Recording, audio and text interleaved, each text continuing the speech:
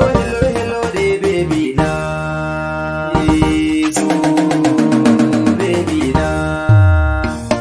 Sallama nake yi baby na, ina kiranki. Lafiya nace dai tiran nan ina jiranki. Kin bar ni dai da shauki, zuciya tana ta ɗauki. Muryarki ko da yaushe kunnaye suna ta raki. Karki bar ni dawo baby na, ina tsumanki. Ni gidan ku zan zo, dole na zo gare ki baby. Me kike bukata baby na, kawai ki furta. Don farin cikin ki zuciya take bukata. Ko za kuna na daji ni fa kai ki zan farauta. Giwa na ce da kora zan kawo kina bukata. So dai da gaskiya dai kin nuna a rayuwata. Farillan so da har kalamai ke ci gwana fagen biyata. Hadisan so da har ikamai kin zarce na yau kwatance. Ko ina a bacci ke ce dai nake ta zance. So ni ka gari dai ke ce dai nake ta zance. Kyawun ki zuciyata ko yaushe ina kwatance. Auren ki zuciyata riba ce fa na yi dace. Zo ta nan mu zauna ke ce dai nake ta nema. Ga akwalima dai ɗauki da ke mu fara himma. Taka a sannu sannu ko na dai kina da kema.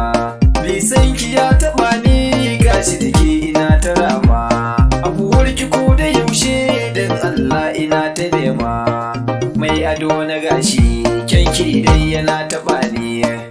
Ni ina maradi ɗakin su kawai a zane. Sun tsabar tunani dan Allah ki zo ki ganni. Ni'ima tana da daɗi ko da ma a ce da rani.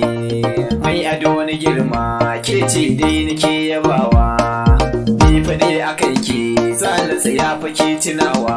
Jini fansa gare ki tawa zan so dai fa ke tunawa. Kulliyar ki ko da yaushe dole gare ni ne yabawa. Dau masaki mu je mu rambu baby na kiyo fitowa. Tamari na kauna na yarda ba zan buga shi.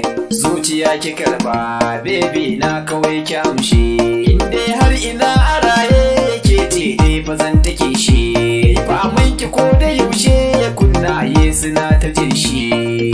Sautuwa nake yi ko yaushe ana guduna. Lafiya gona ke ce dai farin ciki na. Alfarma fa zana nema dan Allah ki ji fatona. Ni fa gidan ku zana tare ko yaushe kina a raina. Ko zauren gidan ku bani na yarda ba zana zauna. Na ga karnukan ku ni fa da su muna da sabo. Yar fara gajera ni fa da ita ne ta sabo. In dai har kika amince lallai zana yau fa kwambo. Wanka na fa zana ɗauka har da biyo gaban su gambo. Na ji dai Hassan dai har ilo suna ta zance. In dai har muna a raye jikokin mu za ku kalla sai